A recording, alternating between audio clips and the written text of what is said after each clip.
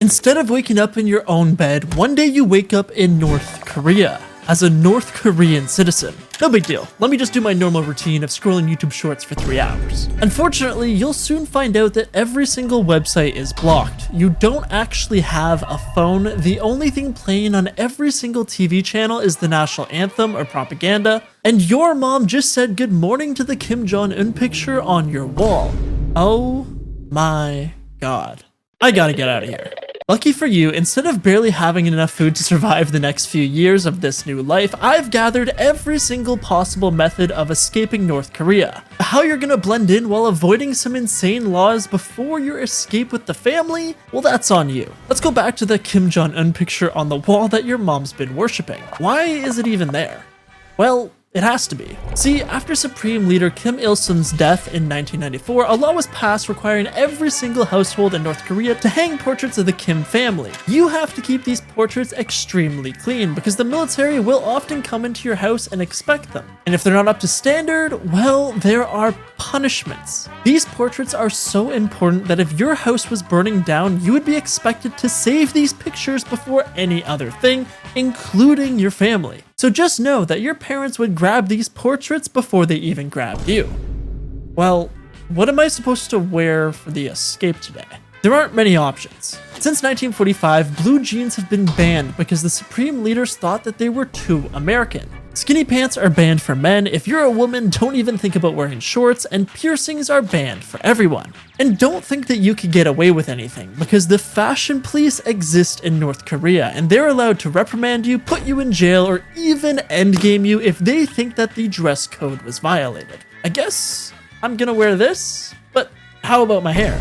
Same goes for the hair. The men and women of North Korea are only allowed to choose from a set of 28 state-approved hairstyles. So don't worry about people making fun of your hair, because they'll probably have a bowl cut just like you. If you're a kid, it's time to head to school, and if you're an adult, it's time to go to work so nobody gets suspicious of your escape plan later tonight. But how do you get there? Well, since barely anyone owns a car, since the only way you're allowed to is to have it given to you by the government, you have two choices: bike or walk. Well, it looks like we're going with this one. Once you get to school, you won't learn much. All education is, of course, government run, which in theory is fine. A lot of education everywhere else in the world is also government run, except for the Kim family, where they're not going to just make you do difficult math and science, but one of the most important subjects is learning about the Kim family's history and just how great they are. You'll learn how Kim Jong-un's dad is the inventor of the hamburger, how the Kims don't need to go to the bathroom because they are perfect and never produce waste, and how the first Kim was born atop of a sacred mountain, making them the closest thing to a god. So instead of learning this, you decide to start planning out the escape. Meanwhile, if you're at work, the government decides what you do, and it's all decided by the Songbun system. But what's the Songbun system? Well, it's pretty much the thing that controls your entire life. Based on factors like family background, political loyalty, and personal behavior, you're sorted into broad categories, with various subcategories under each. So basically, think of it as your aura. If you've got massive aura, you could land in a government office, a technical position, or an urban post in Pyongyang. But low aura leads to labor in agriculture, factories, or even in remote regions. Lucky for you, your family comes from a trusted background, meaning that you've got a pretty comfortable job as a manager, meaning today there is plenty of time to plan that escape. The first ideas you have are pretty good. You consider bribing the guards around smaller towns with easy crossings into China, stowing away on ships, and even forging documents, but then you realize there's some pretty big issues with these plans. Many desperate North Koreans have paid off guards to turn a blind eye during border crossings. However, in recent years, Kim Jong-un's regime has harshly cracked down on the corrupt border guards, and the cost of the bribes have now skyrocketed, so you know this isn't going to be possible.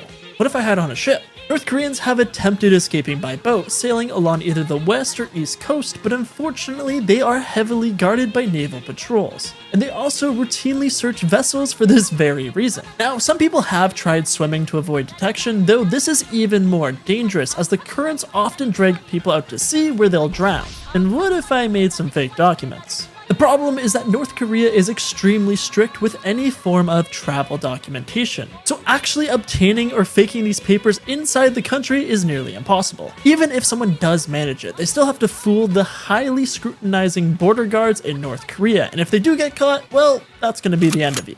But just like that, the bells rang at the end of the school and workday, so it was time for you to head to some leisure time before coming up with your final escape plan.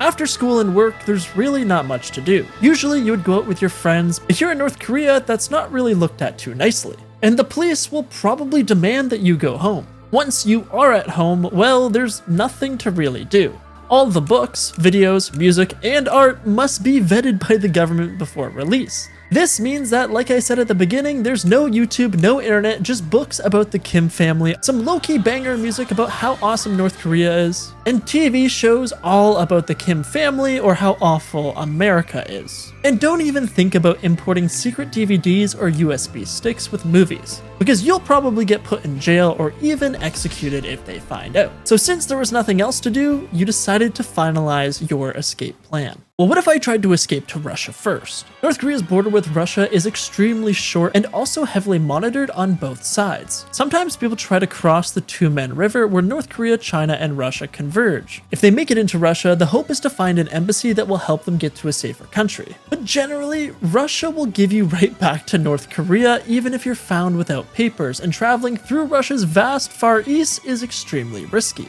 Not only because of the nature, but also because North Korea operates labor sites inside of this part of Russia. Well, how about I use my job status or wait for a work trip? Now, these tactics are more reliable. Rich or well-connected individuals often work for the military, state businesses, or are sent abroad for study or athletics. The government still tries to prevent them from defecting by leaving their children, relatives, or spouses in North Korea, essentially holding them as leverage. And if you happen to be one of the few with official clearance to travel overseas, you already leave North Korea legally. So the main challenge is slipping away from your colleagues. From there, you can contact a South Korean embassy or request asylum directly. But the danger is that the handlers sent with you watch you closely and every single move. Any sign of disloyalty could lead to abduction back to Pyongyang and North Korea. And unfortunately for you, right now your job isn't high enough status, so only two options remain. Well, why don't I just cross directly into South Korea? The Korean DMZ lies between the North and South Korean border, but it's far from demilitarized. It's one of the most heavily fortified places on Earth, with landmines, electric fences, and soldiers on high alert from both sides. And crossing here as a civilian is almost impossible. You'd likely get shot, blown up, electrocuted, or any other thing you could possibly think of. But one slight exception is that if you're actually a soldier stationed there, you might catch a tiny window of opportunity to run across, but even then, despite this happening before, it's almost impossible for you, so there's only one option left. It was now nighttime and people had begun going to sleep. Packing up your bags and leaving your house, you've decided that your best option was to take the Chinese path across one of two rivers, the Yalu or Tumen. Most defectors prefer the Tumen River as it's narrower and shallower, but this route is heavily guarded by North Korean soldiers, sometimes hiding in trenches waiting to shoot anyone attempting to cross. So instead, you decide to use the Yalu, making it into China, but you're still not safe. China does not recognize North Koreans as refugees and usually sends them back if caught, so you'll need to use Asia's Underground Railroad.